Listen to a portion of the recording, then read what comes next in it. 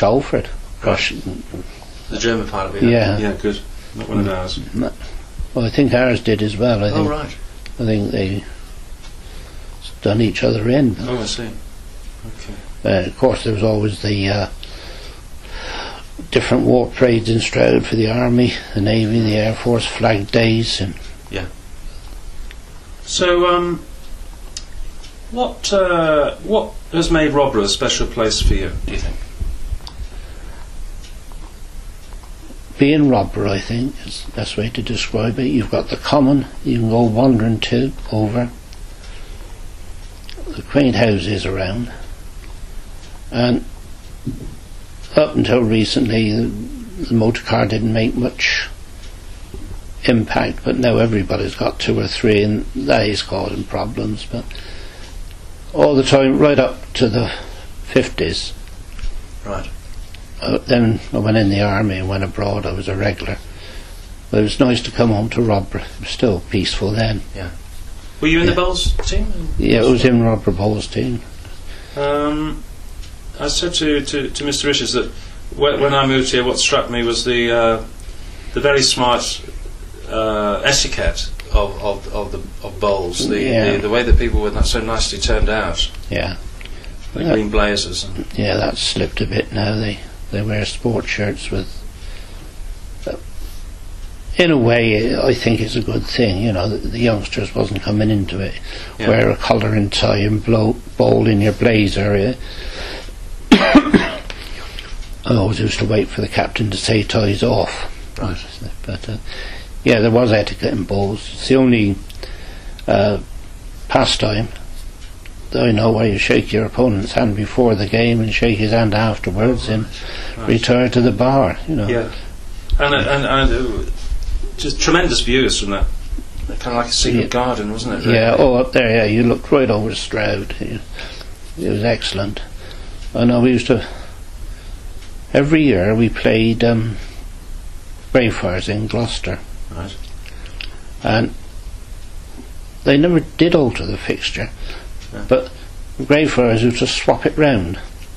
They'd come to Stroud first, and then we went to them second. They wanted to see a bit of Stroud show from the top. Oh, right. Okay. And then we went over there, and there was the Gloucester Carnival. Yeah. A couple of weeks later. So. Okay, thanks. There's so many places now. This question, it says here, is there a specific place in Rodborough you have fond memories of? Well, their conversation shows that you've got so many. Yeah, but I think of all of them was the Bowls Club. I spent many happy hours up there, cutting the green and with Frank Richards and Harry Locke. And even on the common, as kids we used to sit for hours up on the cockpits. That's just below the Fort Cottage.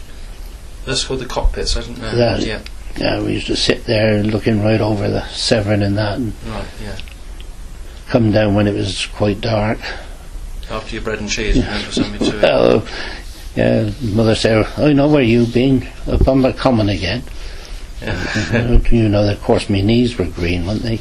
Oh, right. The giveaway.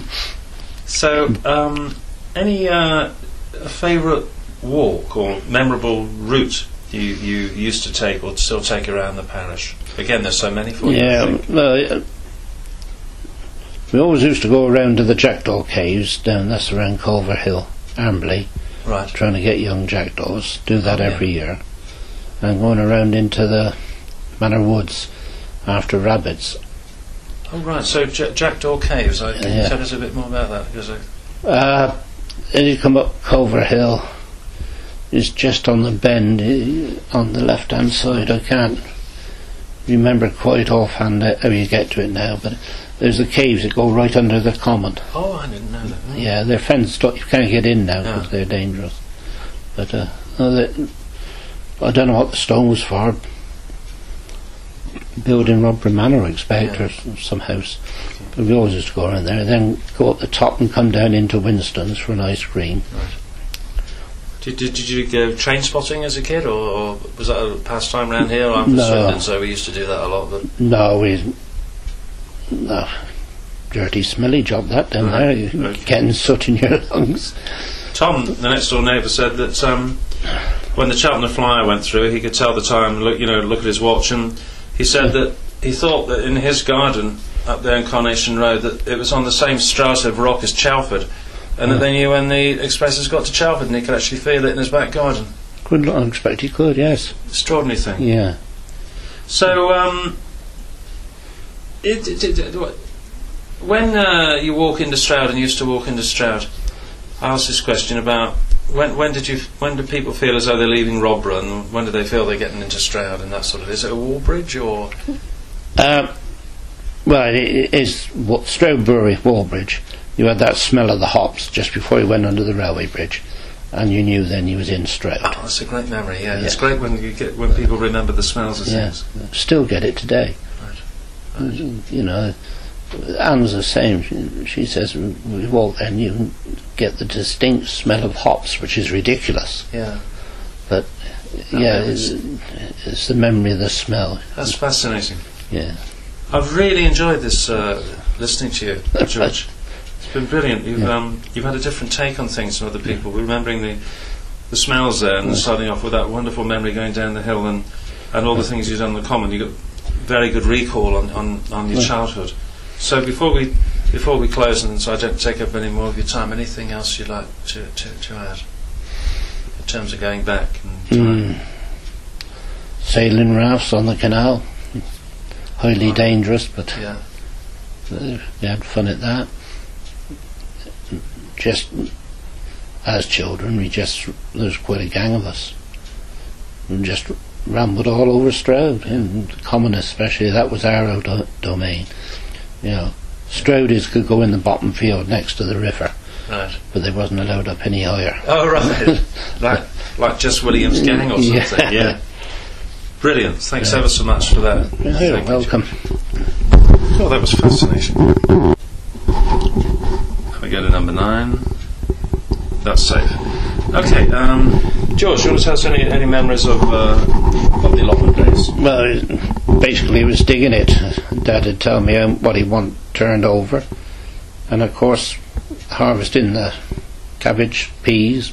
Peas was my favourite, right, and the beans. We used to go up on the common, us kids, with our barrels and collect cow muck to fertilise the allotments down there. There was a lot of women digging in them days. There were? Oh, right. Yeah. Tom Spice. Pardon? 1950s? Sorry, I interrupted. No, within 1940s. 40s, right. Yeah, Tom Spicer's wife and her sister used to keep their lot. They had 3. Oh, right. And they used to dig them and keep them going. Oh, Tom had 3, didn't he? Yeah. He remembers on a Sunday, blokes knocking off at 12 and going up for a pint at the Princess Royal. Yeah. Yes, that's correct. That was quite, and they could leave their tools outside. Is that right? Yeah. Save the houses, as it were. Yeah. In later years, in the 60s, we had a parrot, an African grey. Oh, right.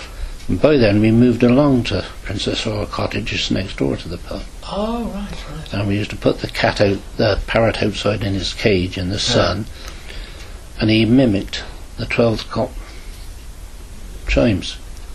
Oh, right. And you could see everybody on the allotments coming up. So he used to, the parrot used to bring them up to... Yeah, and they found they was too early, but Reg Barnard in them days, he just said, come on in. I remember that. Fantastic. Okay. Yes.